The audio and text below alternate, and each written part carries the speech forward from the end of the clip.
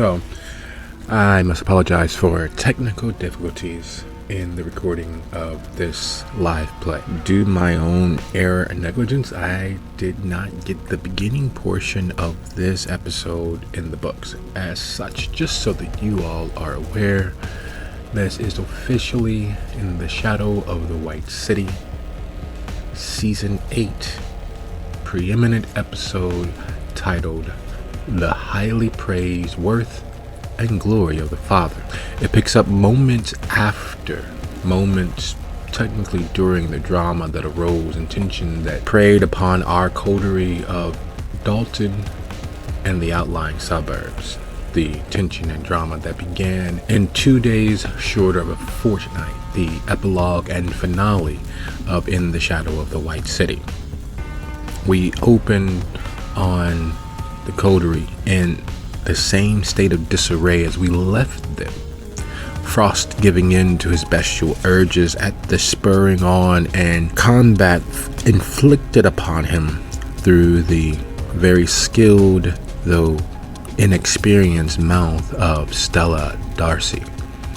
Her newly minted status as a sire of a childer, prompting her to exercise a fool's bravery, rushing forth and pointing out things that were particularly prickly, especially to Frost, who has hidden his care and adoration of those around him.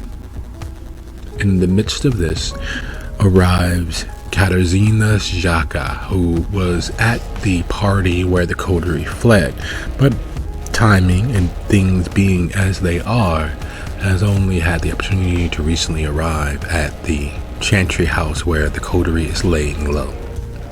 So, all of that out of the way, I'd like to allow you to peruse the episode live play at your leisure, and thank you for giving us any and all of your attention. Yes, indeed. So with that start underway, with Xena heading away from the capitulation of the last free gangrel of the south suburbs to the Voivod's evil clutches, to the demand of fealty and service, to the demanding of accepting the leash and collar, we turn our gaze to the now solidified, at least within this building, regent of Thornton Township, whereas Cone literally just lost a few months ago his hold on the chantry of the Iron Rose, the chantry of Gary. He has already instituted a coup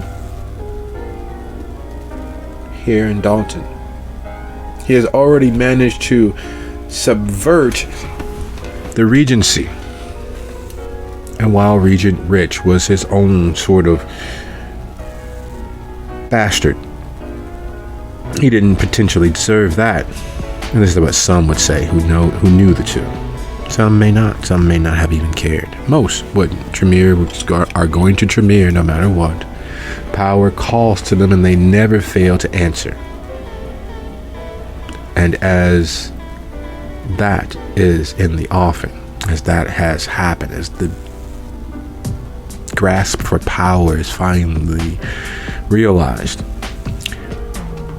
we swing and sweep through the building, the dark, cavernous, maze-like structure, to find Dia with her arm wrapped around Frost, pulling him free of Zack, who has been savaged, pulling him free as Muzan holds on to Faye, keeping the young, freshly killed child from leaping into the fray to defend their sire and sister and to, well, feed to their heart's content. After all, it is what it is. The beast demands its tithing.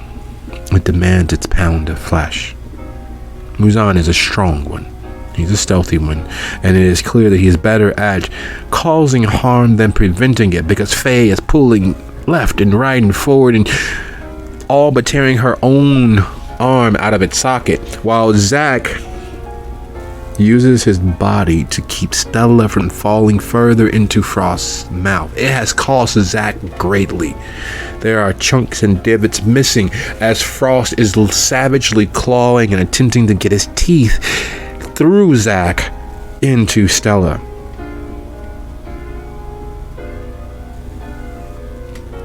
What is it that Concordia is attempting?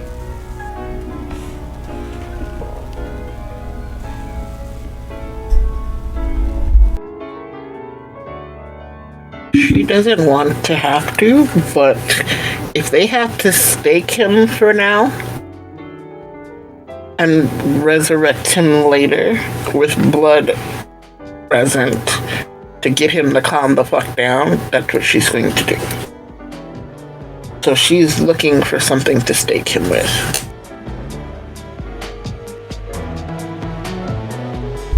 Okay. Give me a quick second. Let me just take a quick gander at... I didn't open up Frost's character sheet, so bear with me one quick second here. Let me go ahead and open that up so we can take a look at what your DC to further control or at least minimize his effects would be. He had been a fighter in life. He had been, up until recently, a fairly, and that's not even entirely true, but he had been a fairly stalwart protector, or at least a body to put in the way of danger when it came to Dia. And even though he is not the child of her blood, he is not the child of her line, he is or was what she gave away her last socio-political card to protect. He is the child of a kindred who believes so strongly in the idea of what a coterie could be that with their dying saved him as he was, as best as they could.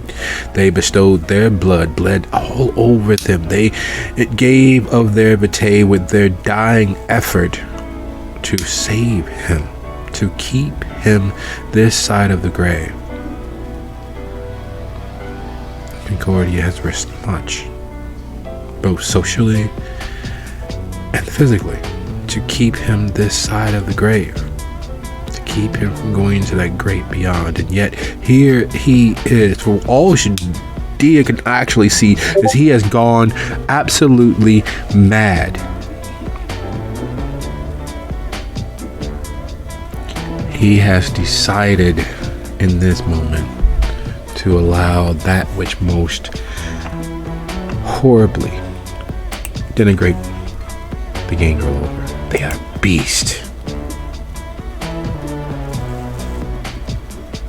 They are monsters. They need to be controlled. They need to be taught their place in the world, lest their base drives will spread nothing but chaos and destruction.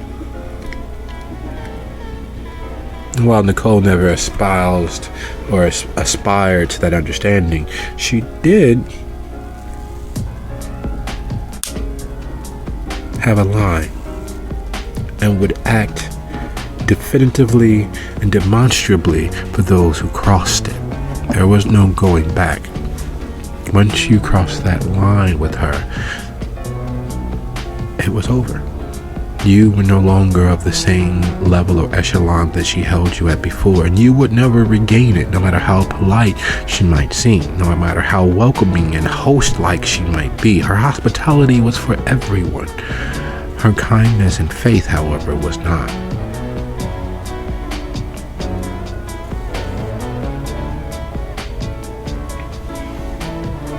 So, all things being equal, what is Concordia's strength and brawl?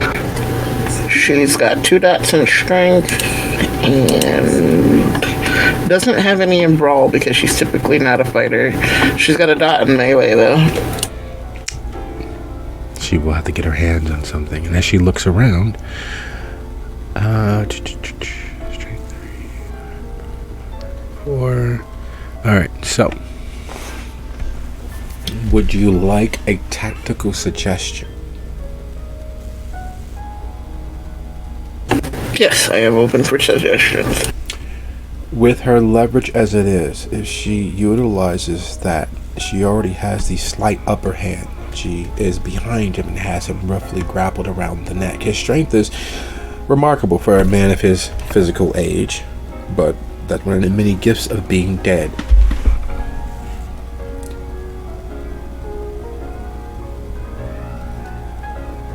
Using his own leverage by getting him to pull forward against her, she could drive him into the floor, which would keep him from being able to further savage Zack, Stella, and potentially Faye and Muzan. She could also utilize her clear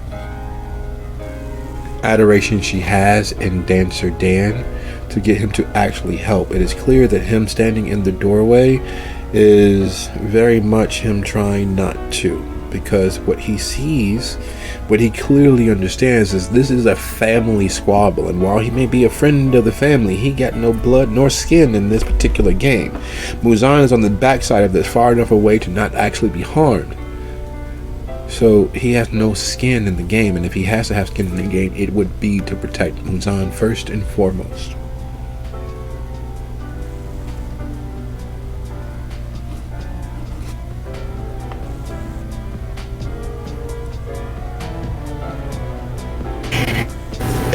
Yeah, so Concordia is going to look towards Dan.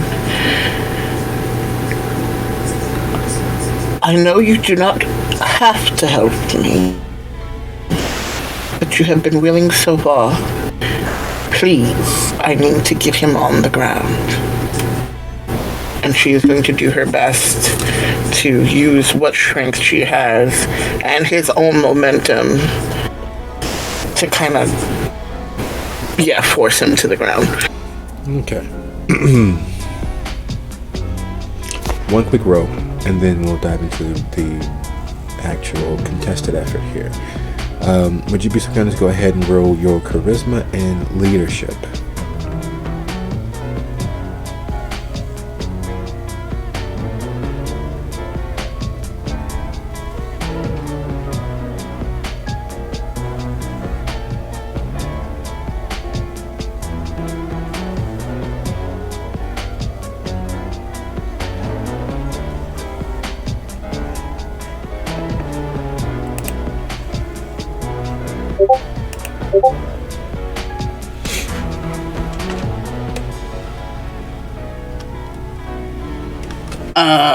Should I get rid of that?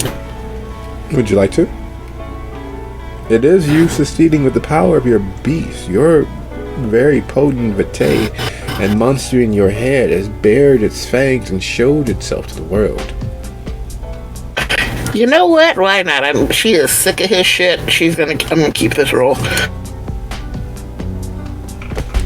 So, the appeal for assistance, the outlining of a plan, the clearly communicated goal are all fantabulous tools. They are all fantastically put across. Simple, direct, effective. I know you don't have to, but I need you. I want your assistance. That somehow snapped your beast into the fore. And the beast manifests in various ways, especially for those of your clan, especially for the sensates, the perverts, the clan of the roses, that manifest in various ways. And in this moment, Dia's voice, which is one of the reasons why Nicole embraced her, Dia's drive towards a reckless independence, free of most social constraints, that understanding that all you have is now, bleeds across. Somehow Dia's goals, her aims, and the drives of the beast solidify into one singular thing. And for the first time in all of their associations, there's an earnestness there in wanting of Dan. There's an earnestness there that is temporarily blinding. There is an earnestness there that pulls at his heartstrings, the sheer savage beauty of it and simplicity. The snarling bared fangs, the eyes locking gaze as she struggles against a power. Because Frost is no shrinking violet. He is no wilting anything. He has spent the entirety of his mortal life and all of his death in hunting down monsters. And now all of that skill, experience, and impatience with the system as it is has come to the fore. He is the monster that he has hunted. And that image of beauty and beast and savagery melding into one singular whole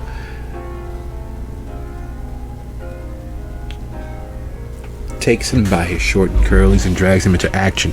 He has no intentions of ever putting himself in. Before you know it, he and Dia are wrestling Frost to the ground. Would you be so kind as to go ahead and roll for the two of you? That would be your strength plus 3. The one for the situational advantage plus Dan and Frost working against himself.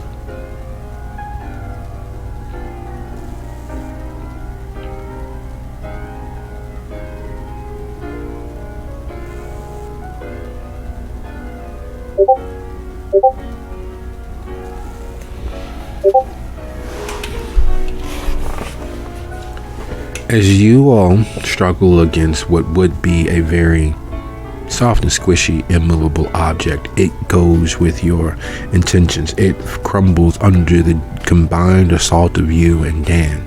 It snaps, which is not a normal sound you hear from living or pseudo-living things. There is a full-fledged snap as if a tree branch has snapped off a tree during a storm. There is a crack as if some pillar somewhere was broken and sent shards flying into the night.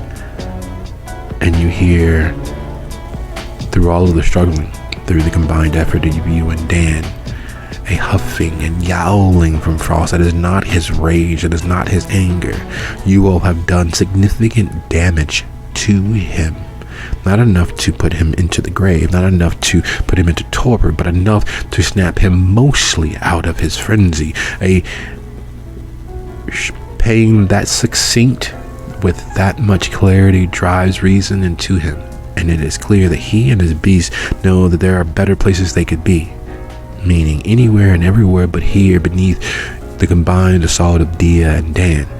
While across the small distance, Zach still attempting to scrabble back and kick and push at Frost, his eyes wide and large with fear. Stella trying to disentangle herself because she knows a thing or two about defending herself, though she normally always had a protector. She normally had her brother. She normally had Faye. And she looks back and Faye and Muzan are struggling.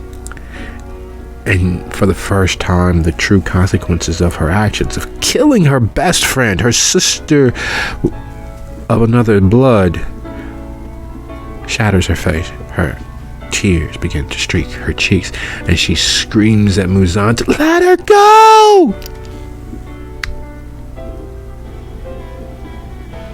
Chaos, thy name is this particular coterie. Chaos is Concordia's cabinet, because yes, it all comes due. The bill extended for months. The bill extended for this bulk of the year where she has not had the time to properly and actively grieve Nicole.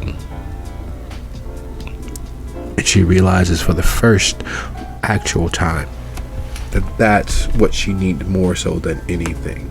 To take herself and actually fully grip and grasp what the absence of Nicole means for her. She was thrust into a position of power. She was thrust onto the stage. And while Nicole had already been planning on doing so, the realization of that in the now it's too fucking much. Nicole's plans were years in the offing. Nicole's plans were months at best from away. Her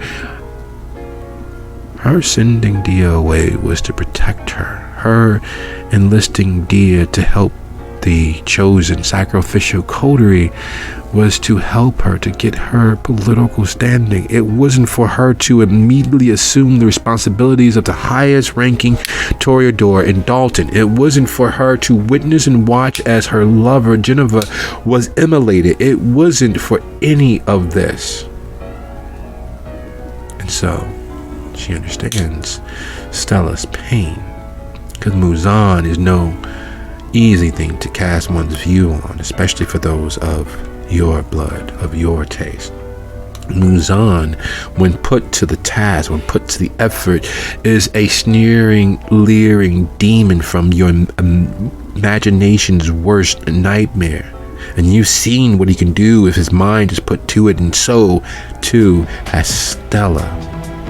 Much like Dia, she still hasn't grieved. She hasn't come to grips with her own death.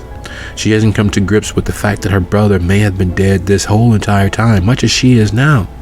She has not come to grips with her biological father being this that you are. She still hasn't come to grips with the whirlwind that they have been suffering through. Grief does many strange things. The one thing that it does not do is let up. And speaking of letting up, as you struggle with Faye, Muzan, as she all but tears her arms from his socket, as Dia and Dan wrestle Frost to the ground, his snarling coming to an end in a painful yowl, as you hear several things inside him snap and break. And then Stella, tear-streaked, still struggling to disentangle from Zach's bloody, scarred, mangled form, as Zach kicks and hisses and swipes at Frost from a distance, of course. And Faye looks towards you. She sees you as the monster, keeping that which is most valuable to her in this moment contained. She doesn't see the snarling baby Faye that Faye is. She sees you holding Faye's scarlet-tressed, waifish form. And it is painful, because it has to be painful. Pain is informative. Pain is the only thing that would slow down the beast. And that is what Faye is in this moment. She is, in fact, the beast. She is a ravenous, freshly killed mortal. She's not fully kindred yet. Her right mind hasn't settled. The beast has full control of her. And Stella loves her that much that she doesn't see that. She sees you. What do you do?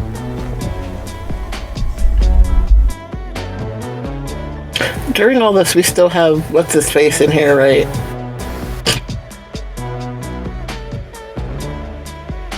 So I might need a little more context as to what is going on, because it sounds like a lot happened in the last hour that I wasn't here.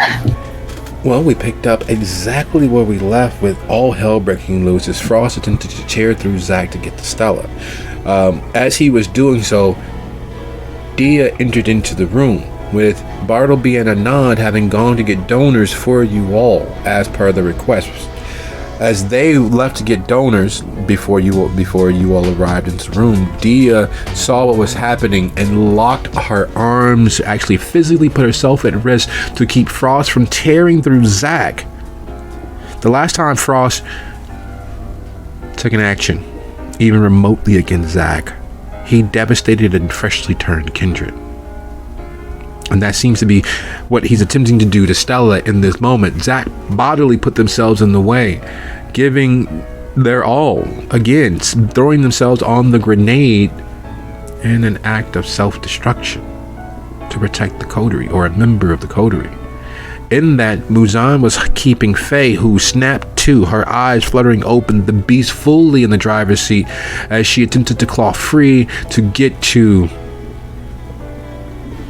anyone but you. The beast demanding its sacrifice of blood, the beast demanding life. And Kindred Vitae, while not life specifically, is close enough that it would satiate that need. And Jack is mauled through Frost's initial attack. And Frost is bleeding. Because he still, in most cases, believes himself far more human than he is. Even as he is now, with his maw literally projecting and protruding, his fangs extended, his ears shifted and hairy, much like the wolf that he believes himself to be.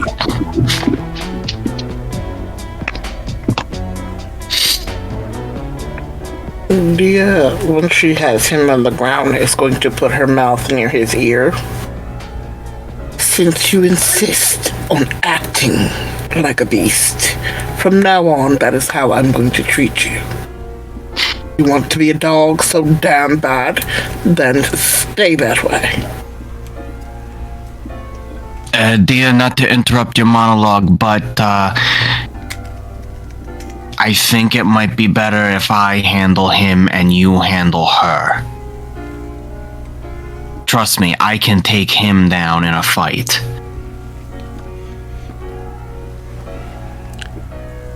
Sure, you can take over now that I have him on the ground. Thank you, Dan.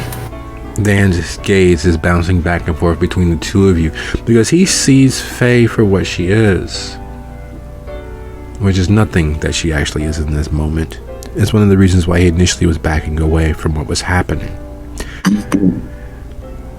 Many have fallen sway to the siren-like call of the Toreador. Many more wish that they never had. It is clear with Faye in her most bestial form that she is unaccustomed to the potential powers of her blood. It is clear that Stella, also unaware as to the potential power in her blood, they are putting off significant wattage. Wattage that Dia bats aside easily without thinking. Wattage that Muzan bats aside because, let's be perfectly honest, in the grand scheme of things, their low wattage power just would make their vitae taste a little sweeter. Not enough to even notice. You toss down 3, 4, 5 freshly turned childers in a night. This wouldn't even put a dent in your appetite. And there is a bit of appetite. Zach is a little older. Zach has been experienced. Zach is bleeding.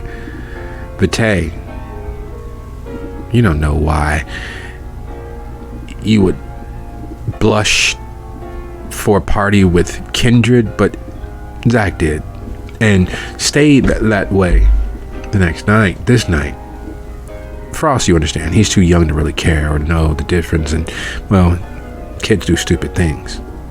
But Zach is older, more experienced, yet he's blushed.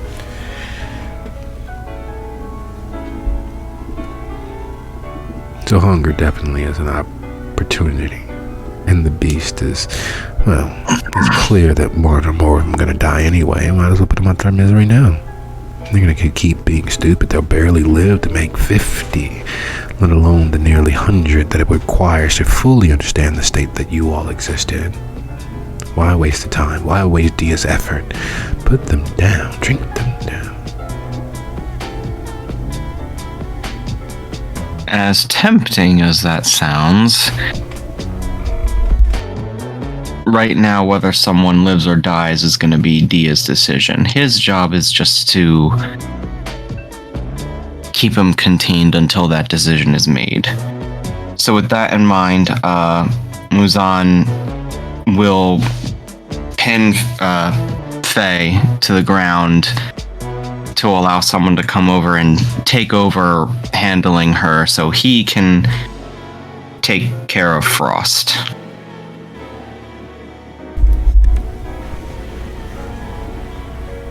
It is a combined effort. So would you... Who's going to roll for you to make the switch, to do the fire drill around the car as one moves from the driver's seat to the passenger seat by going around the car instead of trying to slide over each other? Muzan? I think he's probably stronger than me, and I think we might need strength right now, so I'm just gonna add to his. Oh, significantly so. Okay. So it is a strength brawl maneuver with Dia and Dan helping you get a +2. Your DC... What a grappling special. Yes, your DC will be contested because you have two Kindred, one now realizing the error of their ways and being completely and totally unsure about their standing, and the other a freshly turned ravenous childer who is being assisted by Stella because she doesn't want her friend hurt. She doesn't want her sister hurt. And this is what it appears as. This is what it looks like. Muzan is that thing that was out there in the night. That monster all those years ago that plagued her even until recently. And while that's happening, and while that roll is in the offing, the Pisketeers on the surface is your local neighborhood bar.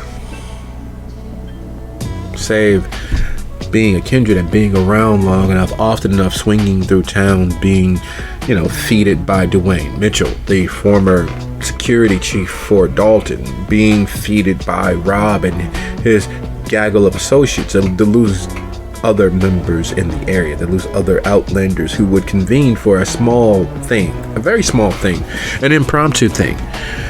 It's the sort of place where that could happen, because upstairs, oh my god, it's such a lovely state of dive bar shittery. There's actual sawdust on the floor. There's peanuts that are older than most voting age individuals around the country. The peanuts typically are old enough to not only vote but also to buy alcohol. It's stale and salty. It is the sort of place where a good cold beer is not the same thing, because all the beer is absolutely ice cold to make it go down easier.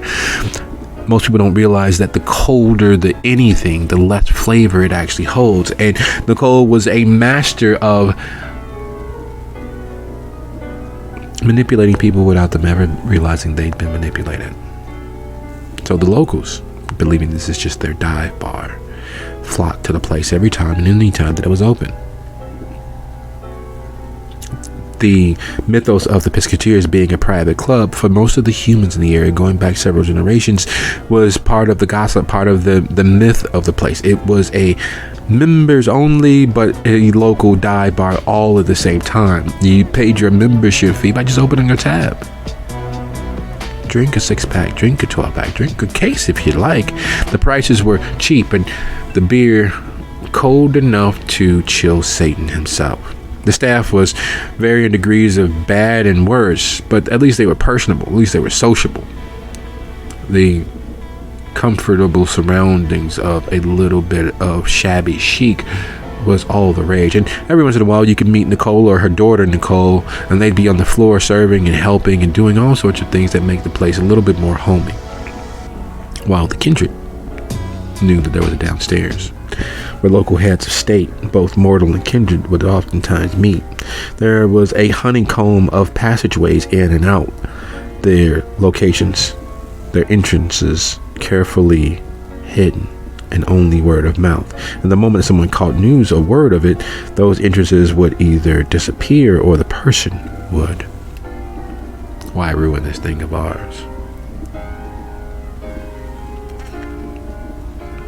So the question is, with all of that knowledge in mind, does Xena use one of the known entrances, the tunnels that led through the honeycomb into the actual lore private spaces, or does she try to enter through the front door or the side door?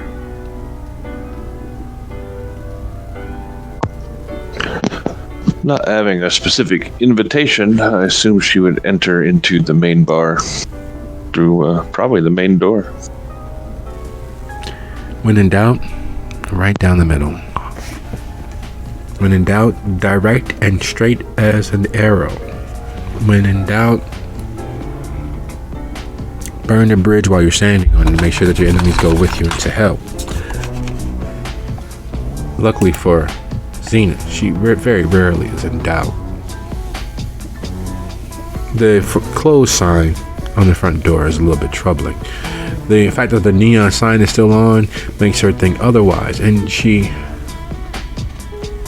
unlocks the door. She moves forward and tries the knob, and she can hear a latch going, the lock sliding out of place as she turns the knob. And she pulls the door open to step inside.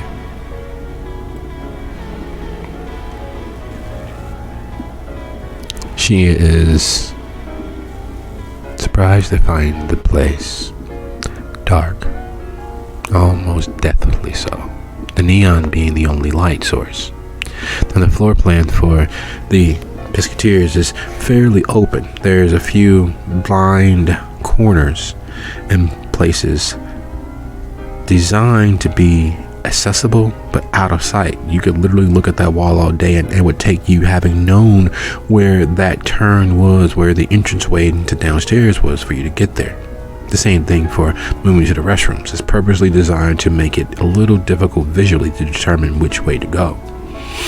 The walls all blend to each other. The distance is illusionary, and even more so in the dark.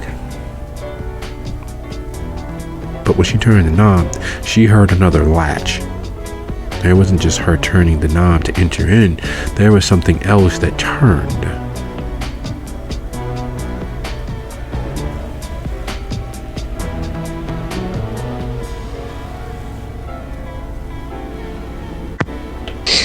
Well, that's probably not good. Is this the sort of clicking sound she's heard before in her life of danger and fun? Oh, definitely. Deadbolts don't just slide by themselves. Someone has to act on those deadbolts. Someone has to, yet in this moment she doesn't see anyone. It's a all but dark bar.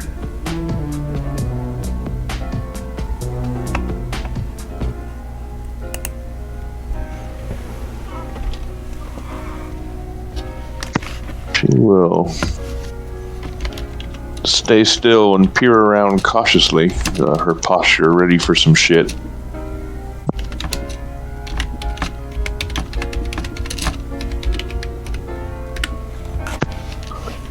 She'll also tap into her animalism to see if something's about to jump on her. Excellent. Would you be so kind as to roll your resolve plus animalism? See, I was ready for that this week. I knew what you might potentially do in a situation such as this. And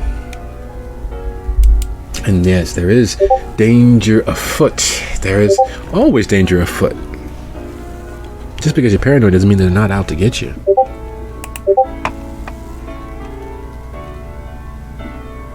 Alright, composure and huge difficulty 3. Will they make it? Will the malefactors actually make it? What does fate say in the grand scheme of such things?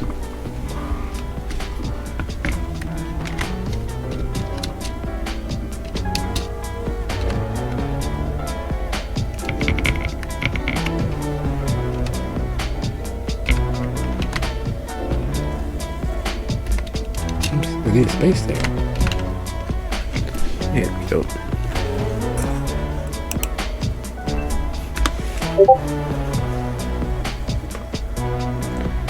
And there it is, that white hot gleaming poker of anger directed in your space, into your aura, into where you're standing. It's like a piece of iron drawn towards a magnet. You feel it coming before you see it coming, and that is all the time in the world you need. There is a source roughly between 5 to 10 feet away from you on your 1 o'clock from where you're standing, and they, quiet as they are clearly intent on doing you harm. There's an avarice, greedy aspect to them. You know that they're the sort that would enjoy it. It's wafting off of them in waves. Their intent to do harm.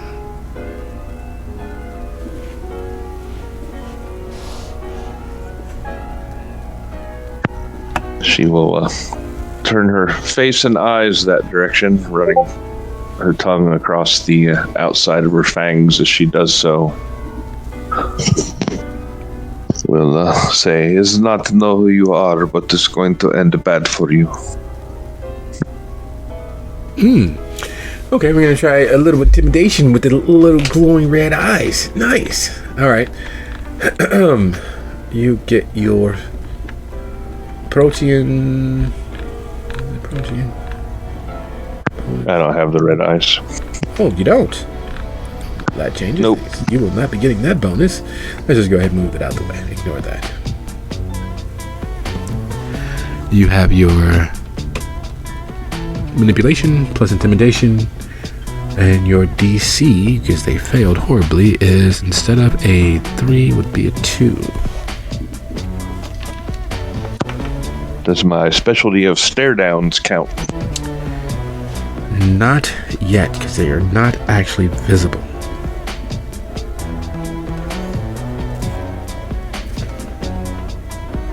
And you don't have aspects.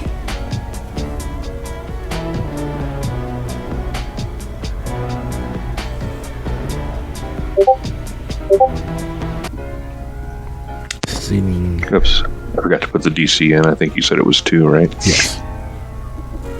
Turning in the direction of the invisible hate boner that's pointed at you, Xena manages to, in that small awareness, turn to where the greatest source of enmity in the area is. And in doing so, you've never seen it done. You've never witnessed it. Invisible is invisible. Your mind tunes them out, but you have somehow picked them out of all of that inky, dark blackness. And they stutter, step, they pause, and you hear the whisper, I will hurt you. Leave.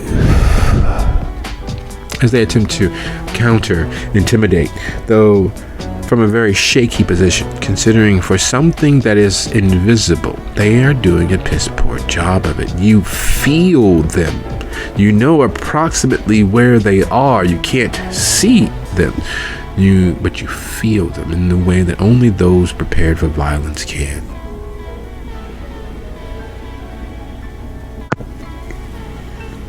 Is fine. Might hurt me, but I will get baggy from behind bar so you can tell people.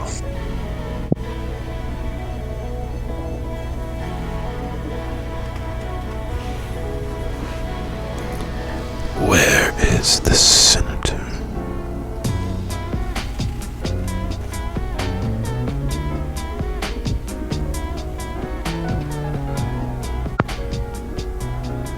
Why would I tell you anything? So that you leave unscathed. I promise not to drink you down.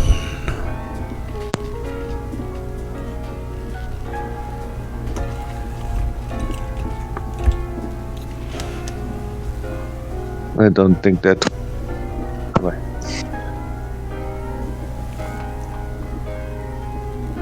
And at that point, her claws will extend from her hands.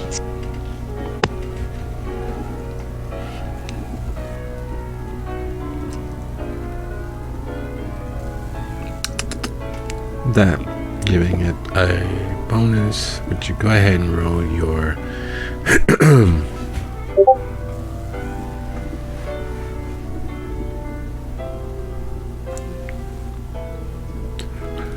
Would you go ahead and roll your manipulation plus intimidation? You receive a +2, the claws, and the fact that you already won by +1. And now your stare down counts because you have an idea not only where they are, but their true intentions.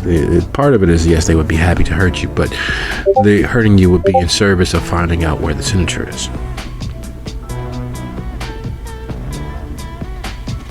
And that's 2 of the 3 you need. We will go ahead and with that combine 1 and plus 2, give you the total of 3 for the total of the moment. The momentum of the moment is solely and wholly in Xena's hands.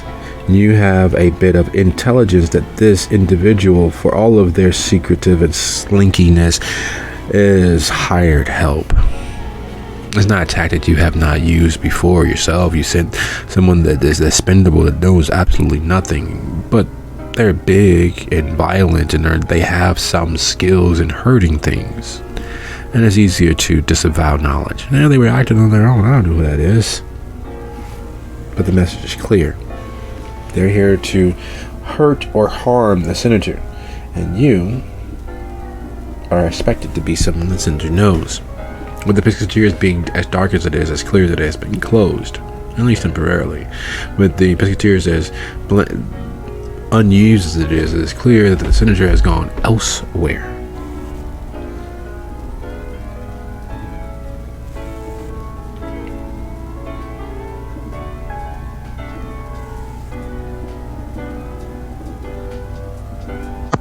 Perhaps Senator is hiding behind you. Does not know.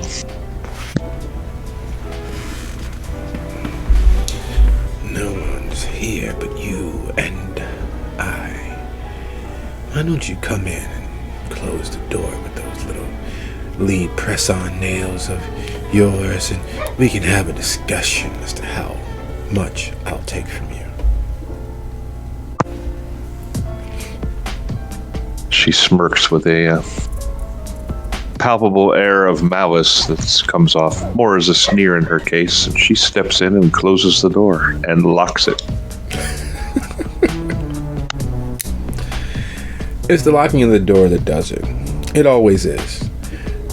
It's bullies, and those not really truly about the receipt of violence. Those not truly about the exchange of enmity for enmity's sake. Those who want to abuse those around them because it grants them a temporary sense of power are always more fearful being locked in with someone who's determined.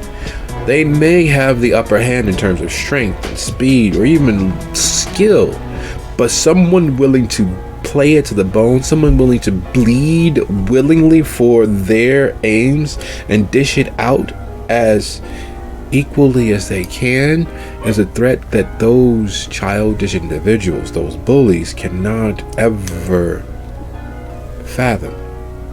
They can't grasp that. It's the unforeseen, the impossible becoming real for them. Their whole world image changes.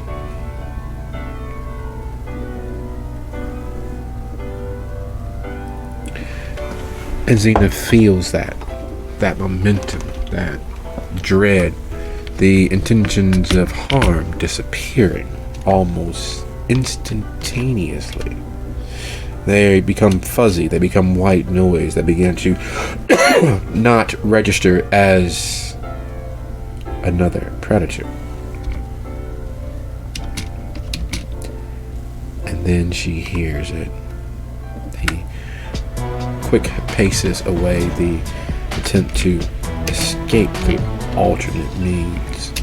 The capitulation that this is very much a bad place for them to be. And in the doing, do they succeed? They manage to somehow remain imperceptible to your vision. However, in their quickened pace away, you can hear their footfalls. You can hear them disappearing towards the back of the space. And while you can't sense the hate and enmity from them, you have an inclination as to where they are.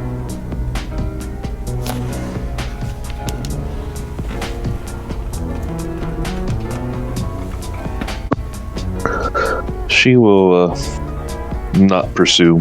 She's the type that doesn't ever back down from a fight, but she's not going to enter one needlessly either.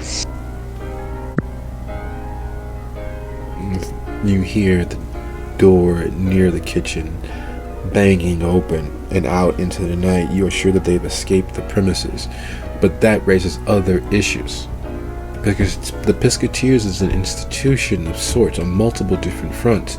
The local mortal community, those who have seats of power in the mortal community, and those who have seats of power and just know about the place in the Kindred community.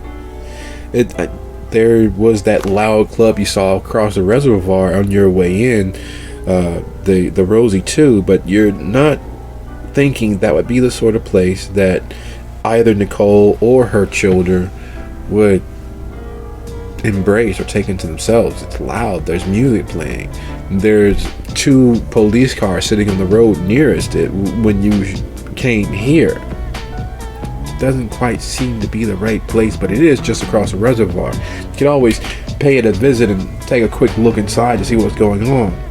But there's also the fact that the Pisketeers is dark, unlit. Raises issues, especially being as you did see them flee the party.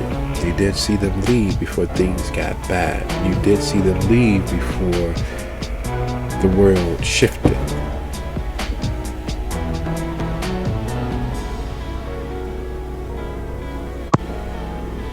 I assume, I don't know if I saw the party bus or not, but I assume there aren't really a whole lot of vehicles in the general area or the parking lot. No, just a few that the local mortals use as free parking. Because the Pisketeers isn't that far from the other downtown Dalton clubs. In fact, if you were to put your finger on it, with the Queen of Spades no longer in existence, it is effectively the center of the entertainment district for Dalton. There's that huge, gaudy rock club or live venue behind it across the reservoir. There's Geneva's old stomping grounds about a block and a half, 2 blocks further east. There's several other small holes in the walls along the way, but if you were to put your finger on it, this would be dead smack center.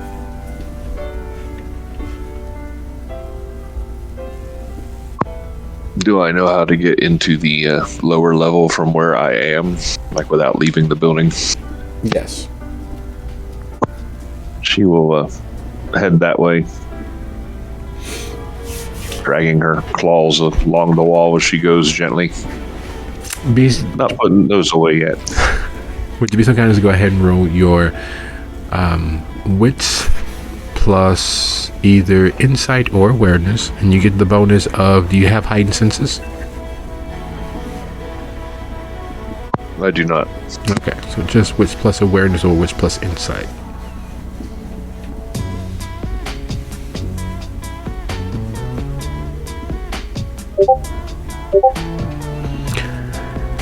You've been punched in the nose often enough that it doesn't even register for you these days, physically. Being punched in the nose with the stench of blood is another matter entirely. The Pisketeers is a place where donors are trained. It is a place, but they're usually in those off the path rooms in the catacombs and the honeycombs. There's a few rooms in this space here, but those are suites that most people can't afford. So there's never the scent or stench of blood to this level. And this is just raw spilled blood. It's like someone took a bucket, a 5-gallon bucket, and just dumped it on the floor. It is not fresh. It's not hot. There's no heat to it, but there is just the stench of it. And speaking of the stench of it, shifting from person to person, it is almost impossible for Muzan to not drive Frost's face into the floor. 1, because pain is informative. Pain teaches. And 2, it is impossible to not see this as a poor example of control. After the many times and many things that you've all faced together, this flies in the face of many things for Muzan. It's hard, even without knowing where everyone is feeling in the moment, even having allowed that to lapse and drift away over time, there's still the understanding there. You've been inside his head, you've been inside his space. You know that this is anathema to them. This wildness directed at what would be family. This wildness directed at what would be the only individuals that actually care. And you realize what it is. It's a complete loss of control, a complete abandoning of one's ethical and moral center. It is a negation of the deal, agreement, contracts in place.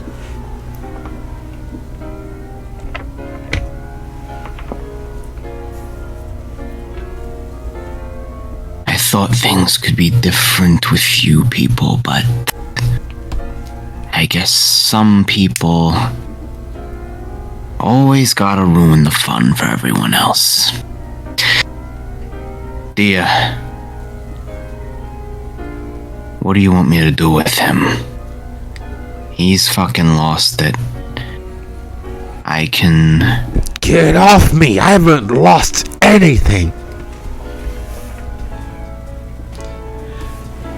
This child needs to watch her mouth! You don't know who I care about. And worse, you don't care who cares about me. Or who I care for. How dare you?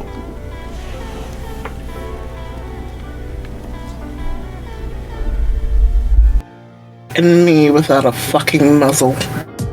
Shut up, Frost. You have done enough damage already. I don't care what Stella said to you.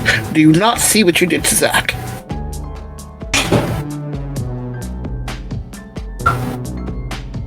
You destroyed him practically. He's bleeding out.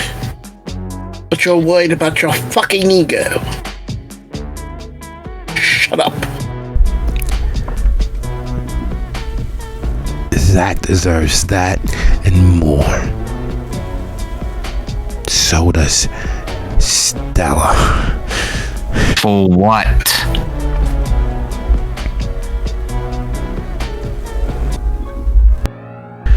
Zack forgave me for killing their kid. Talk about not caring about anybody. And Stella willing to kill her best friend. And you all protect them and do this to me. And when he says do this, he tries to move his arm, and shoulder to elbow it moves perfectly fine. However, the forearm falls almost completely into the hand hanging down, even though the forearm portion that's connected to the elbow is pointing up.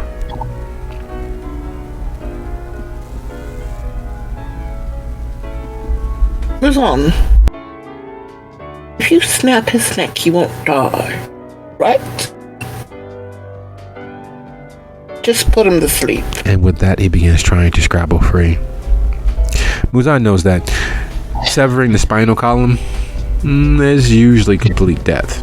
It's one of the many secrets that he'd learned in his tutelage early in life.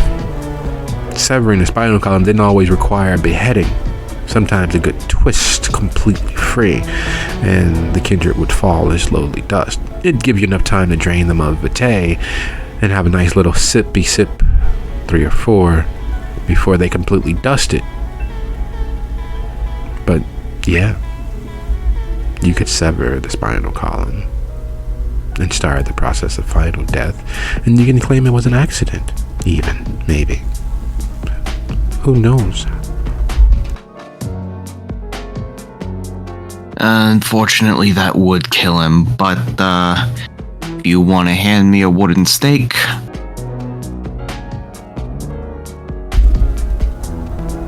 Dan, having scrabbled free,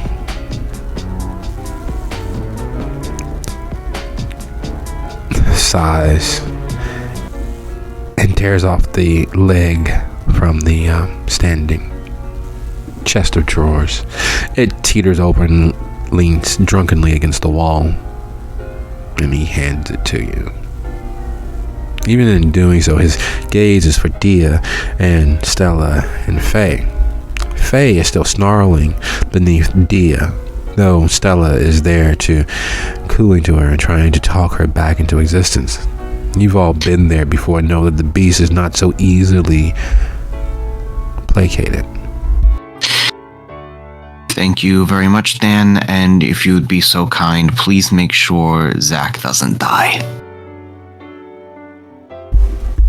He looks at Zach. I don't think that's possible, Chief. Look at him. He's still twitching and kicking at Frost, and you got him well in hand. I think he might have broke something in that guy. I am not broken, but this is the second time that he's hurt me like this.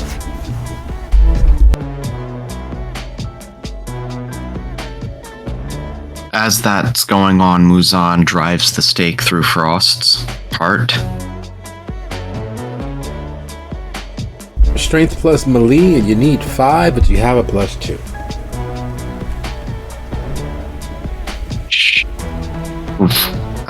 Hold on 1 second. Ooh. Yikes.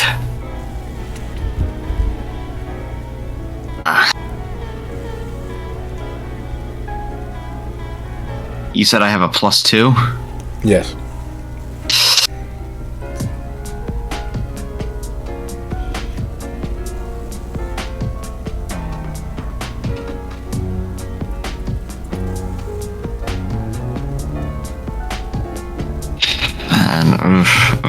Okay. As it turns out, melee is not Muzan's strong suit. Brawl, that's fine. But apparently the gods favor fools tonight. Clearly they do.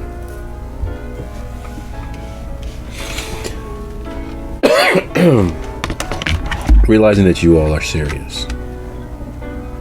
Realizing that there's nothing but the endless abyss available to him. Realizing that without meaning to, something has been broken amongst the coterie. You all are no longer in the same space. You all aren't having the same feelings about things. You all don't understand each other as clearly anymore. And part of him has always been geared towards flight. Usually flying towards. Usually he is, in fact, the hunter. Usually he is the predator. He has not been the predator in a very long time. Not in any way that has made sense.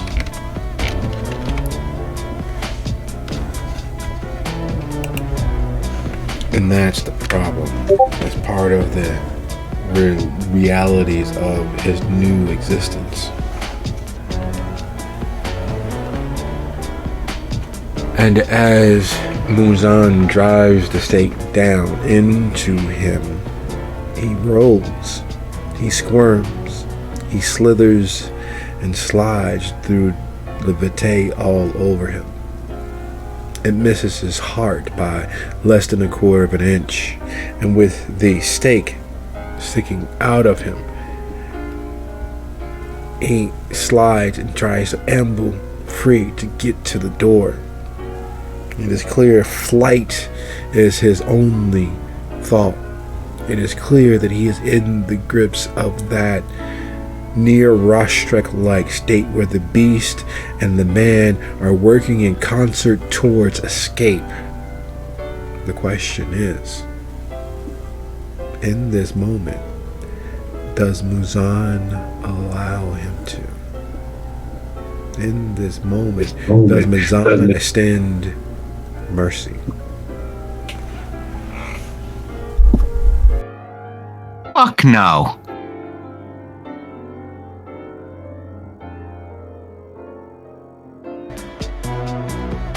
Well then, what is Muzan going to do? He's gonna take the stake out and try again. You're not going anywhere. And speaking of not going anywhere, sitting atop Faye, all of her scarlet curls all over the place as the beast inside her scrabbles and claws.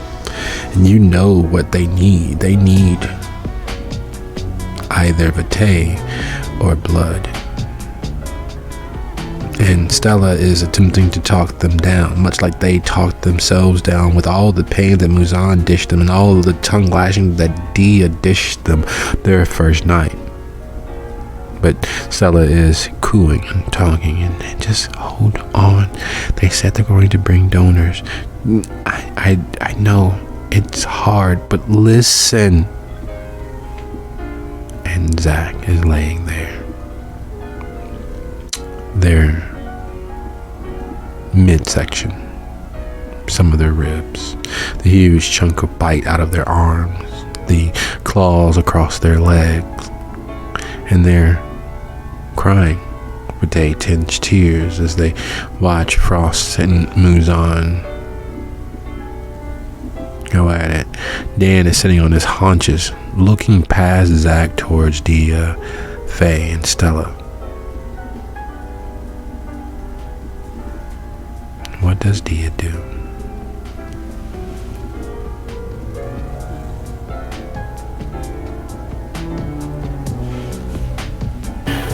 Dia herself is also wondering what is taking so long with the donors.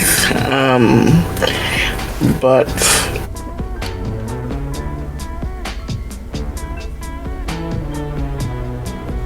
she looks at Dan again, noticing that he keeps looking at her.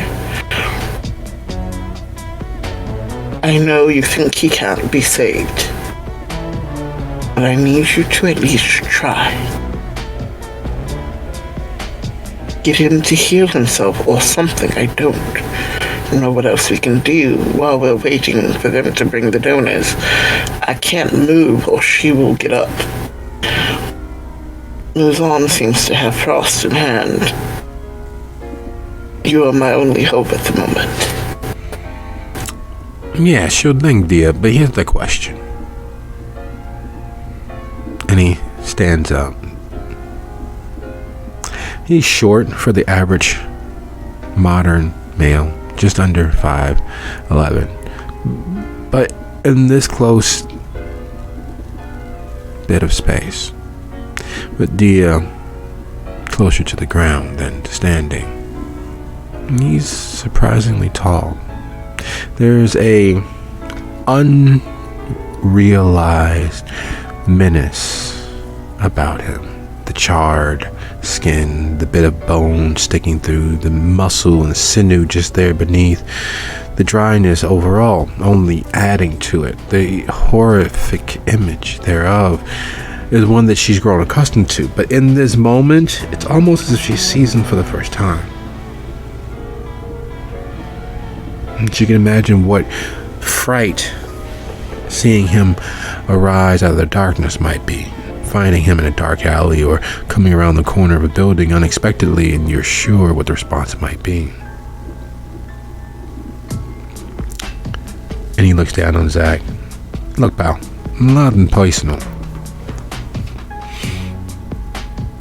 And then he looks towards Muzan, schlucking the stake out of Frost to drive it home again. Then he looks at Faye and Stella. You know, I was there when that happened. And then he looks down at Zach. I think maybe the cost paid for that perhaps wasn't high enough. You're trying to teach, well, not really, but you taking responsibility. And he looks towards Frost, then back to Faye and Stella. Things change a lot. But one of the first things my maker did was let the beast inside me end something that mattered. We both hated each other for it for a very long time. But it was informative as to what monsters we are. And then we have to make that choice to not be that monster as often as we find effective. looks at Stella. All of that power, all that gift of gab, all that high wattage energy that she keeps putting out. Her tongue is a dangerous weapon. You see what it did to that one? Maybe they both, and he looks at Faye, back to Stella, then to you, need to know what being a monster is. And if a fool don't have the wherewithal to protect themselves, then how are they gonna protect you? You saw what happened at that party. You saw what your new friend, Mr. Rose, did here. You saw that as much as we like them, Azuli got plans of her own. That Dax chick was very informative about that. Do I see clear? They may not even realize what they're seeing, but they see clear. You're surrounded by people. Not all of them understand what being a monster is enough to not be the monster. And he points to Stella and Faye. They have no idea what monsters they are. And if you keep protecting them from that, and then he points to Frost. 1 + 1 = 2 every day of the week. So yeah, I'll do my best. I'll talk to Zachy boy here and keep him around as long as I can by simply talking to him. But I ain't giving him either day. So they got their own day. It's all over the floor. It's all over them. Just driving a young one's wild. Sometimes you gotta let a monster be a monster so they know where that line is instead of pulling against the leash every chance they get. They'll hate you for it. You'll hate yourself for it, but at least the understanding will be there.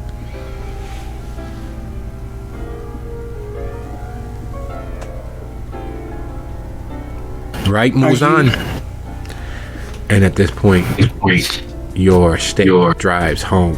Standing, hobbling as he is, it would give you an additional bonus of +1 from the rear from effective sneak attack that he knows is there but he can't do anything about. So it's a foregone conclusion. The second attempt, there's no real way for him to dodge or minimize your successes. It's just a matter of does Muzan allow any of the learned mercy to play any way with his heart, mind, or actions? Nope.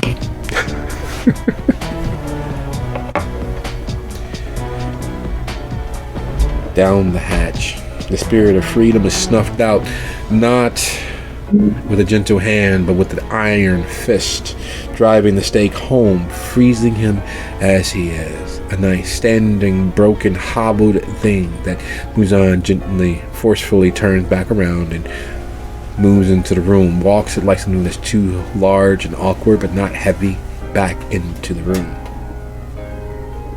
Or you can just pick him up and carry him, but that seems a little too caring in the moment. And Muzan just drags him across the floor and flings him to the side. Alright, well, that's taken care of. What the fuck were you talking about, Dan? How'd you get made? I was just telling that sometimes, getting a grip on your monster early on helps you to not be the monster when it's time for you not to be the monster, because you know where the line is. These young ones, these new ones, they don't know what being a monster is. It's all poets in their head in movies, like that confabulation with the Kindred. It's all, oh, I'm so hot and powerful, I could do. No, the world ain't fucking sunshine and roses. And as long as you think that, we get stuff like this. But I could be wrong.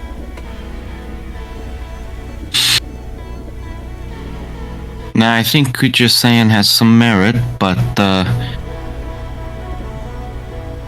don't know if my story would really help with your case.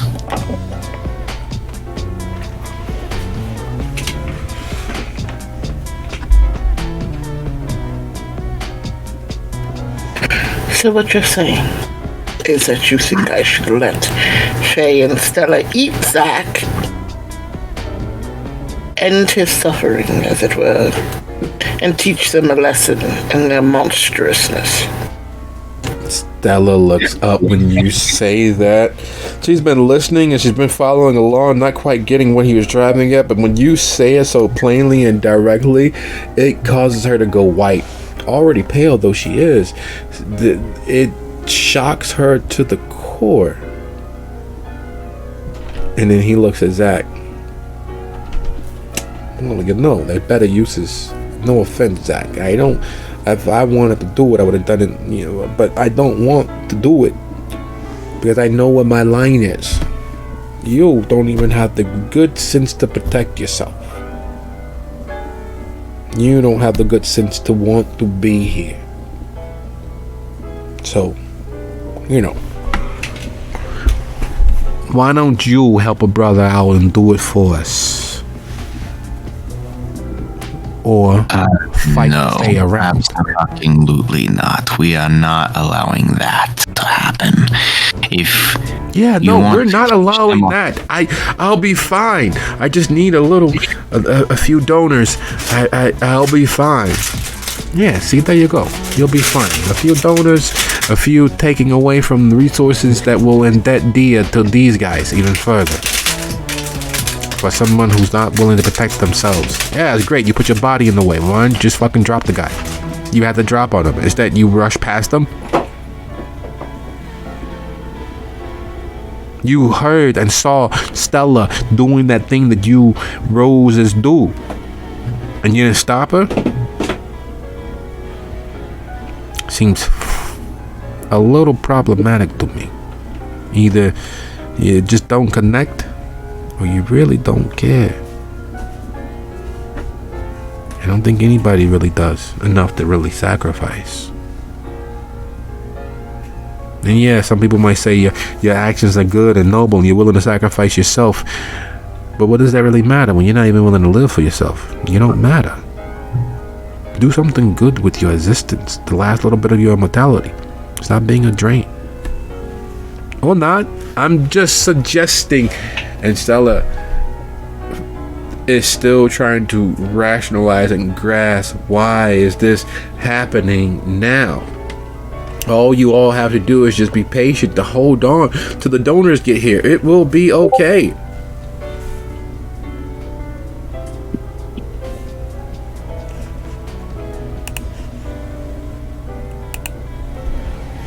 Dia sighs fairly deeply. And watching Stella now sees that she's sort of figuring it out, but hasn't quite entirely. Are you learning from this young one? Words, while not as strong as guns, are occasionally just as much of a weapon. I know it felt good when you were letting whatever caused Frost to attack you happen. But now you see the mess that comes behind it. I have lost Frost, and I am probably going to lose Zack.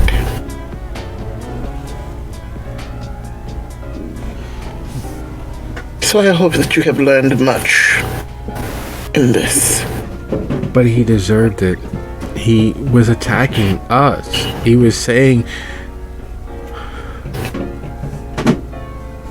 Are you at his level? Or are you better? You allowed a dog to rile you and bait you and get another member of your clan shredded and near death again.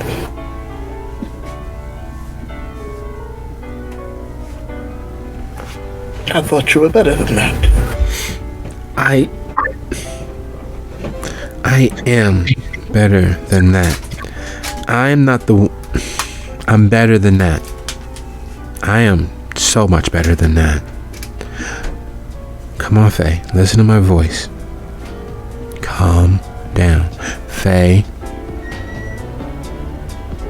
And then she focuses in on Faye as this moment has spiraled to the apex of in or out, shit or get off the pot. That same sense of before and after, whatever is to happen will happen, falls over Xena as she looks over the space. Standing here on the stairwell down, they've made changes since the last time you were here. That mirrored in box there wasn't near this portion of the floor. There was just darkness and tables and secludedness over there. You could, sit over there and drink your beer and drink your donut. And it was, people would think it was hot and you were making out. And then the chaise that was normally there just a few feet in front of where that closed off mirrored space is gone. There's a small mini bar and a dance floor nearest there. There have been some changes, but the scent of blood is unmistakable. It's almost as if someone died down here recently, within the last 2 days at the outside, and they bled a lot. This was a full person expiring, not someone gently dissipating. No, this was just a mess. Something caused splatter and spray, and no one cleaned up well enough.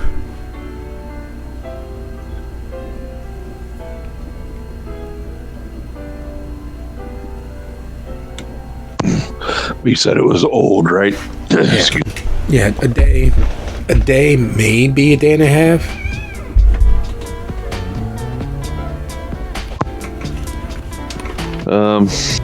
She's probably going to leave that alone. If they were Kindred down here, they'd have done something about that.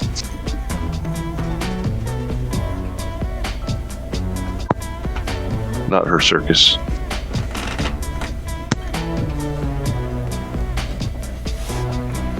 But it may be our monkeys after all. They can be trained to do miraculous tricks. Not as many tricks as crows or ravens, but pretty close.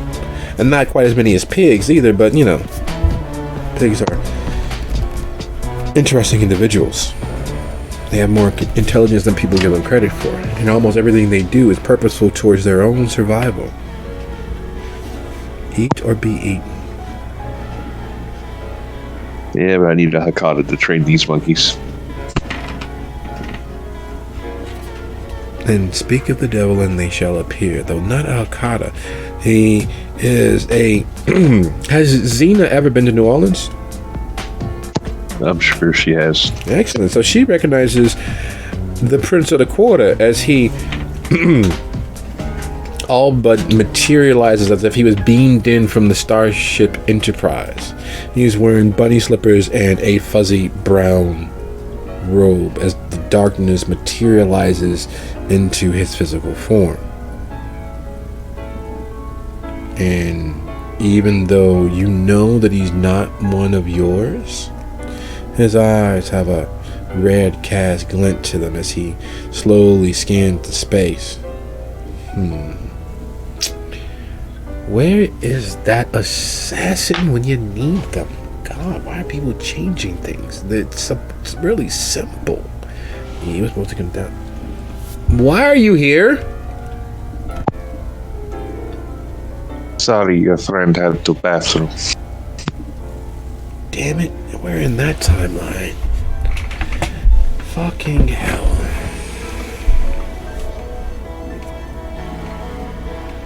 Kashasa, right? Some of the pronunciations are a little difficult after a while. You hear them so many times and you read them so many times, but pronouncing them yourself, like for a while I didn't know that horse de ouvers was actually pronounced hors d'oeuvres. Funny, like you read a word constantly and you think that it has a certain thing, but it's not really a certain thing because it's from a different language.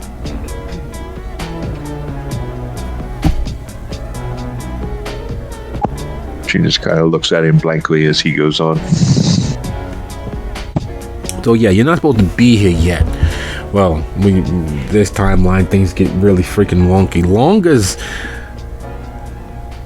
Long as no one gives Zach their the day and he just has a couple of donors, it works out. But anyway,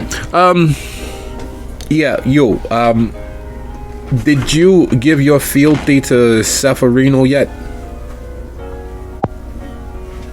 Is not to wear any leash. It's not that one either. That's the problem. That means that, did you watch him die? Did his child stick their hand through his chest yet? He had, this is the guy that swore fealty, right? Mm-hmm. He bent the knee. Oh, no, this is fucking, no. This is a very bad thing. Hey, I gotta stake you and send you to somewhere. You okay with this, right? No. Okay, good. And he dematerializes from in front of you.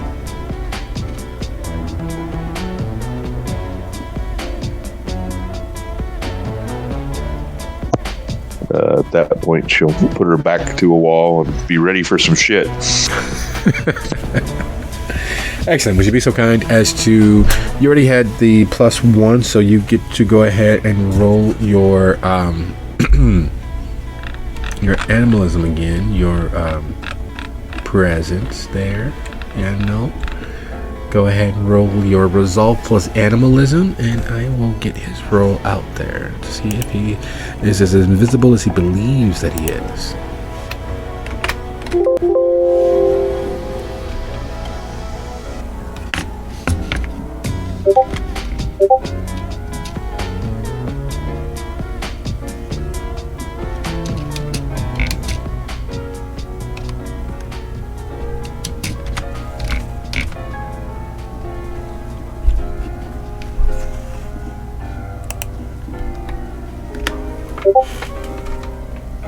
Oh, he is invisible. You feel him coming.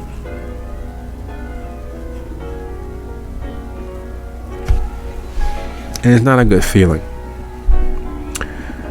Because while there's no hot, passionate hate or enmity, no real want, there's a malevolence that does not single you out as anything special.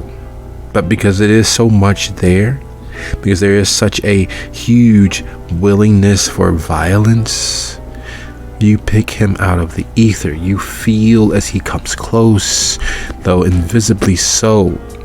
He's to your left, and then he's to your right. He's standing in front of you, and even though you know there's no way for him to do so, he's behind you, and then once more to your left. Circling, moving, trying to decide what's the best way to do something efficiently and quickly, and in your heart of hearts you believe as painfully as possible.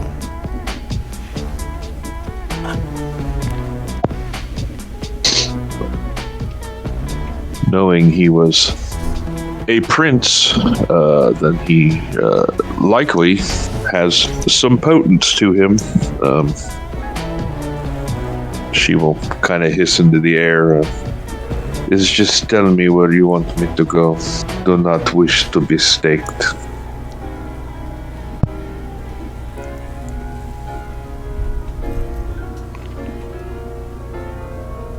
And he stops moving, and the shadows fall away. And while you feel him on your right, you feel the malevolence in him from your right. He's standing at roughly 11 o'clock from where you are with your back against the wall. Oh, that changes things as well. We're in that you know how difficult that is to pick a specific grain of sand out of a pile of grains of sand. Even the darker ones that are made from darker stone that got ground down over years. That's what these timelines and alternate possibilities are like.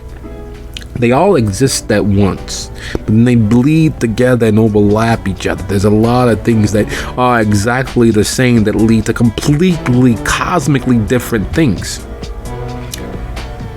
So forgive me. And he walks to the bar, pulls up a napkin and reaches into the outside of the bathrobe and pulls out a pen and writes an address down.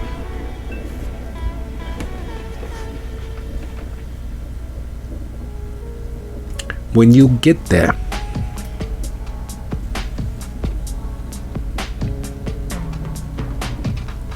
No, if I tell you too much, then you can. But if I don't tell you enough, when you get there, you'll demand to speak with the regent. They're gonna say it, the co-regent. You're gonna say no, the regent, and you're going to inform him that there's exactly 6 weeks left to a year and the day, which means he's got 5 weeks and 1 day to try to finish his plan. Can you repeat that back to me? Because you need to say it exactly, because that changes where we end up. Is speak to regent, not co-regent. It's 6 weeks from week in a day, or a year in a day. He has 5 weeks to enact his plan. Yeah, that's it exactly. Go to this address, do not pass go, get there as quickly as possible. You're gonna make it just before sunrise. They're gonna offer you hospitality. Then you're gonna meet the regent, and then we'll go from there. Okay? Fine. Good. You know, it would have been more fun if I staked you. You just wake up there. It'd have been like no muss, no fuss. You there, you here. It's good stuff. All right. But anyway, we're in that timeline. You go do that. I got things to clear up here. Ain't no sense of Zach having a room no more after all. Anyway, you get that. You get going. Come on, hurry up. Chop chop.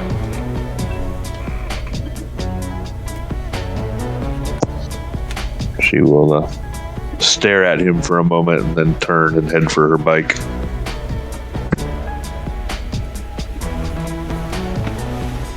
Driving through Dalton is an easy thing as far as such things go. Traffic is as unlike Chicago as you can be and still be within spitting distance. People still drive as if they are on the expressway, on the Dan Ryan or on the Stevenson or on the Ike, but there's more consideration of other drivers. One of the claims to fame that Dalton has, everyone has a side hustle, everyone has a second gig, everyone is working in an angle. There are more entrepreneurs and business owners and private partnerships here in this area than almost anywhere else in the entirety of the Midwest.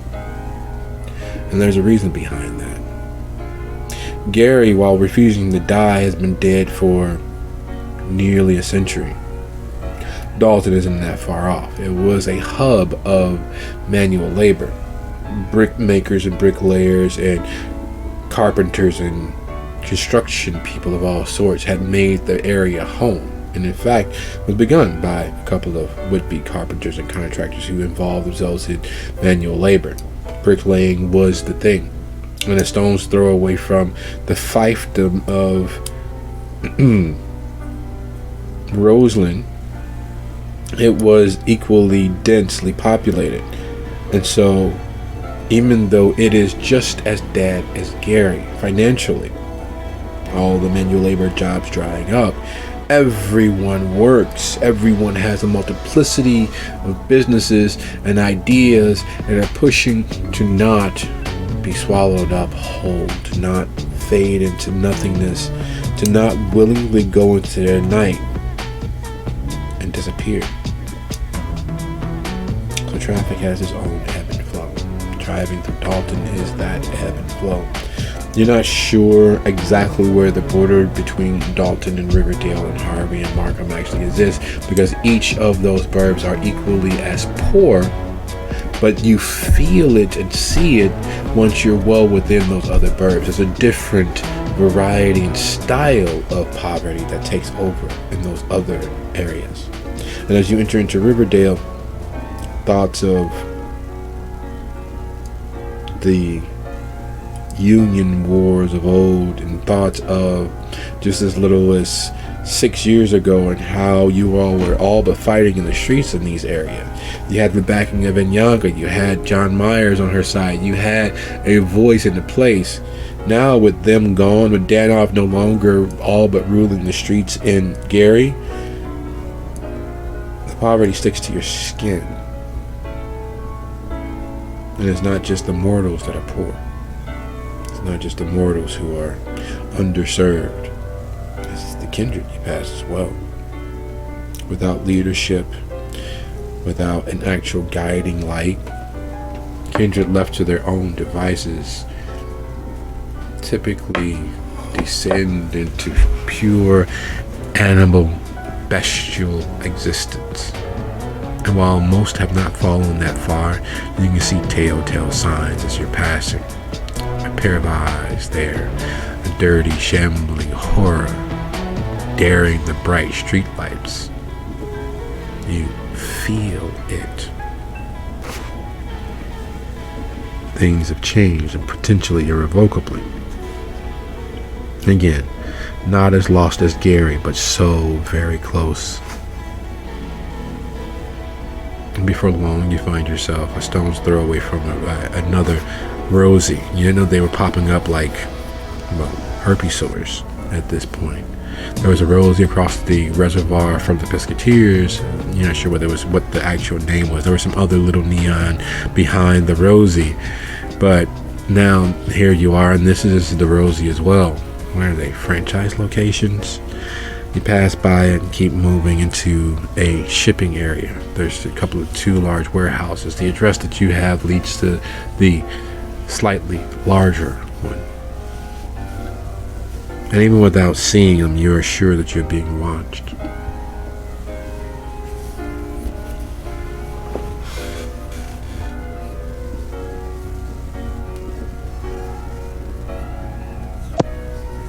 She will double check the paper in her hand and slide off her bike and head towards the address she's given.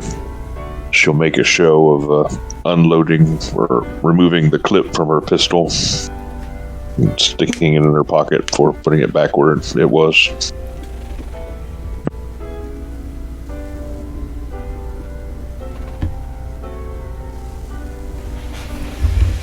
And Brunette is there. She's tan.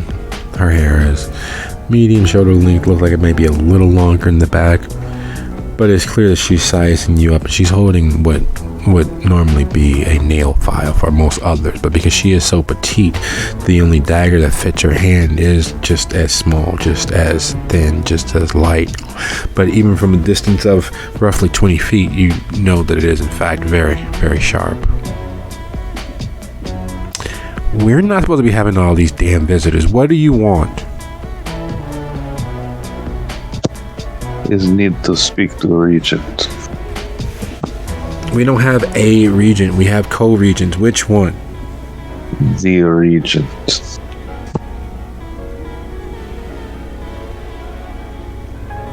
Well, Regent Rich ain't seeing nobody, and co-regent Rose just got here. If it's really so important, fuck it. It's an open house. They're bringing in all those other motherfuckers. You might as well come on in too. I am gonna have to make sure that you can't see anything. So, you mind? And she reaches into her left pocket and pulls out what looks like a tie, but you know that it's actually just a blindfold.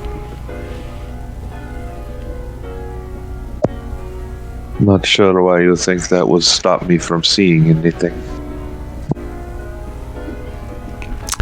Because I'm magic, bitch. I just need to put the shit on willingly. You put it on willingly, you won't be able to see shit. Not that it really matters anyway, because the floor plan is the maze. You're not going to figure it out, but there's just an off chance you might. So, put the band across your eyes. Make sure that you can't see. The magic will take over from there, and then we'll get you somewhere nice and calm. I even can make sure you get a donor or two. We pretty much flush with it since Co-Regent Rose got here. He got a deal with some of the other people that provide. I think we actually got a okay from the Blood Tsar, I think. Anyway, put the shit on. Let's get you inside. Let's get you settled down, and then we'll figure out whether we're gonna have to kill you or not. But we won't do so unless, of course, you're nice and satiated anyway. Pate is very important. So, you gonna do it or not? She chuckles softly, says, fine is put on thing, but want to point out the coercion is not willing. It's willing enough. Damn, why y'all gotta always be Root, man, this better work out. Fuck, I had a better time than Gary with that stupid ass Caliblosh trying to kill everybody. If not for that dumb Gangur breaking the barrier, we'd probably still be there. Him and them murder birds that he had, man, and as she's still complaining, as you move through the space into the room where you're going to be allowed to die for the day, she finally removes the blindfold, and she is still complaining and sucking her teeth and rolling her eyes and complaining about the move from Gary to here. I mean, at least we were on the university campus. You can't get better than that. You got so anyway, you hungry?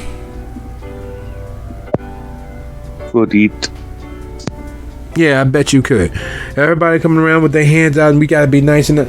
Just hang on, I'll go find you. Do you got any preference? Might be best that you not mind if it come back a bit broken. Oh, you kinky. Alright, so look, when I close the door, don't touch the knob. If you do, you're probably gonna hurt a lot. And you still won't get out, but ain't no sense of you hurting for no reason. Do what you want. I'll be back in a minute. And she leaves, and you hear her complaining until her voice completely dissipates into the silence of the space. What should have been only 15 minutes, as far as your time tells you, as far as your mental clock tells you. Do you have a watch, or do you look at your phone?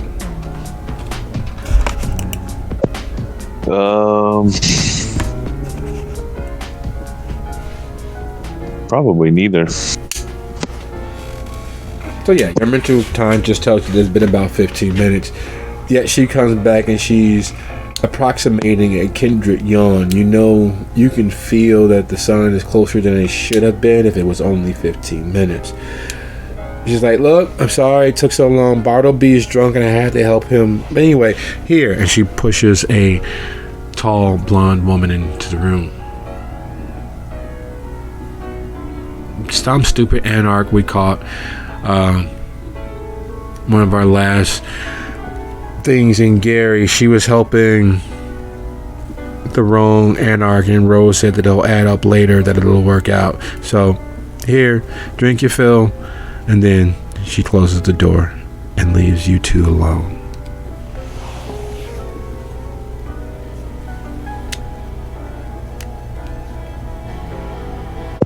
This is another Kindred. That's what she would have you believe. Doesn't mean that's exactly the case.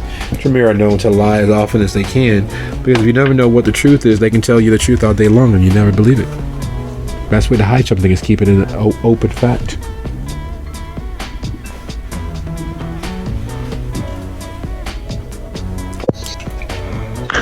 She will give her a disconcerting smile before she grabs her and slams her into the wall.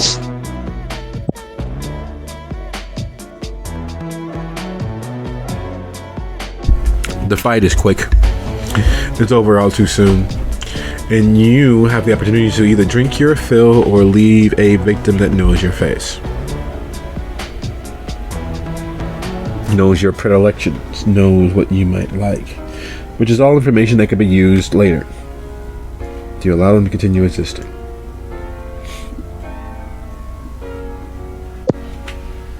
Yeah, I'm not terribly hungry. There's no reason to leave a corpse here.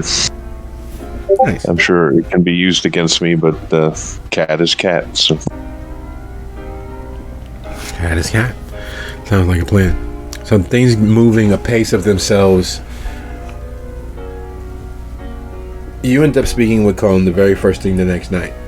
After him saying that there are things happening, he takes your word for it, and Anand is going to show you to the others. Bartleby and Anand were gathering donors and moving in that direction.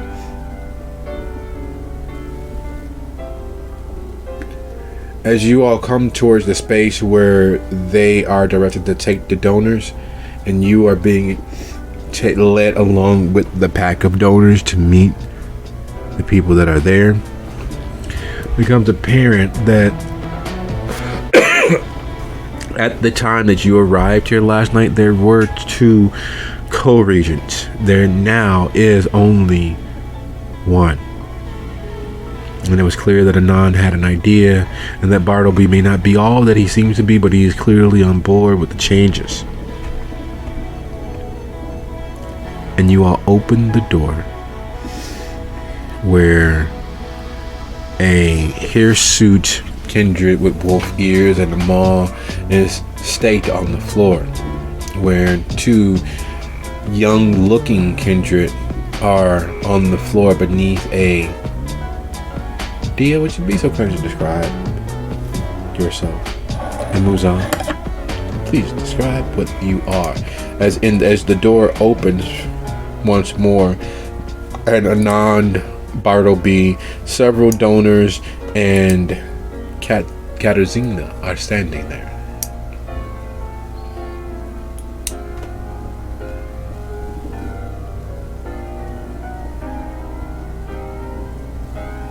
Well, Muzan looks like something straight out of a nightmare. Bald head, long, sharp teeth, gargoyle-looking face, skin that looks gray and stony. But he is wearing a rather nice-looking suit picked out for him by... Erzuli, yes. I definitely remembered the name, I promise.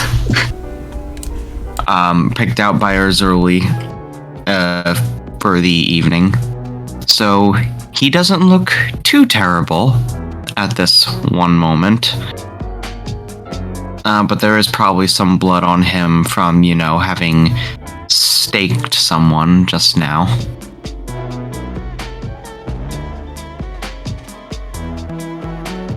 Dia is fairly tall for a woman, about 5'10". Long, wavy, brownish black hair that's almost to her butt, but pulled back in a fairly severe ponytail at the moment. Very strong cheekbones, very obviously mixed native and black, wearing very, very fancy dark red, kind of like a cat suit, I would say, that has kind of open, flowy arms to it, but the rest of it's fairly tight to their body.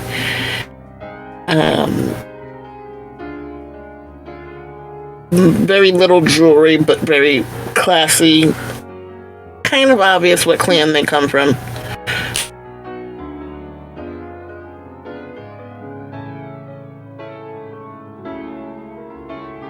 And Dancer Dan is also there, but he just looks like a burn victim that survived without there being any reconstructive surgery.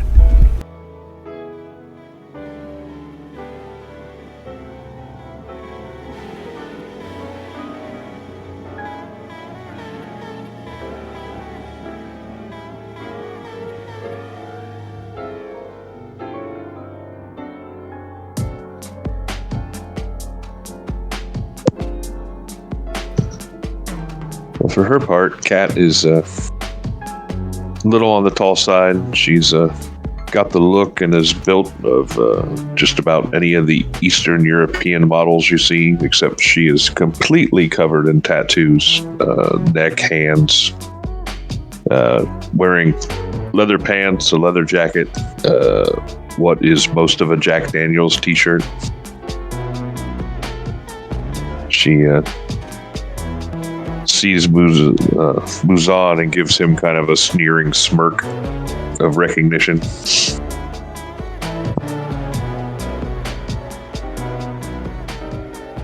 Wait a minute. You ain't the food.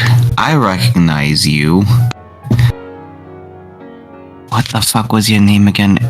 Cat? Is that right? Katarzyna. Cat. I'm just gonna remember to call you Cat, okay? I don't do. If you insist, Katarzyna. No, just Gina is fine. Make up your mind, Katarzyna or Gina. Either. Fine, Gina. How long has it been? It's been like, what, 10, 20 years? What are you doing here? Let's go where the wind blows. I know y'all ain't really doing that right now. This ain't oh hey, we went to the same high. No, here, y'all. Why'd y'all make a mess all over the floor? You got Vate from there to there. You're gonna scare her, and as soon as she says you're gonna scare, you see the fear begin to take hold as these donors realize that they aren't really where they were promised to go. And Bartleby's huge bulk behind him just steps forward, bodily moving them into the room. His bulk completely impervious to most of their attempts to get around him and escape the room. You all must forgive Anan. She has such a poor demeanor. It's part of her charm. She will grow on you.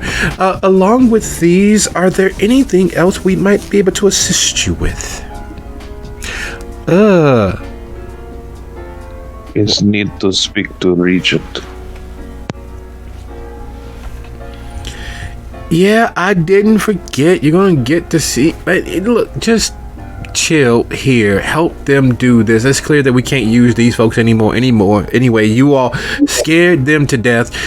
We gonna leave. Unfortunately, y'all, Cones, so I'm gonna close the door. Don't touch the doorknob.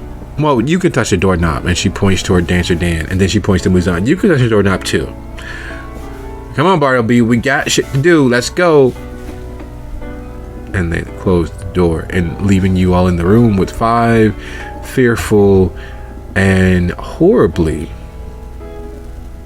taking care of donors. It is clear that these donors were homeless or drug addicts, or a combination of the two. It's clear that these donors were promised something that they will probably never receive. It is clear that they could not care less about these individuals. Dia seeing this, would she be able to take them herself? Because she has to replace some of the people at the Pescatarians anyway. I mean, if she could get them calmed down enough, she could probably train them up and stuff, but... That she would need to work out later. That is a great idea. That is a good way of thinking in line with Dia. But right now, it's you in the room with your cabinet and coder members and Gina and the donors. But that's what I was getting at, because if we can calm them down, then that's what Dia is going to do, if she doesn't want them freaking out. So we have mesmerize, or awe. Which one do you think would work better in this situation? Well, all of course because their attention on you, but you have a ravenous grandchilder, a coming to grips with being a kindred childer, a staked frost, and a nearly torpid Zach, who has grown nearly silent. They're fumbling with their offhand through their pockets to clearly find either a knife to further cut themselves or a cigarette. You're not sure exactly which one they're thinking of doing. I'm gonna go with mesmerize. My charisma is pretty high, so. And remember, mesmerize does not work on more than one person at a time. I'm going to pick the one closest to me. Muzan, dinner is served. You have a downed Frost, a downed Zack, and 2 children who most assuredly could eat. What do you do?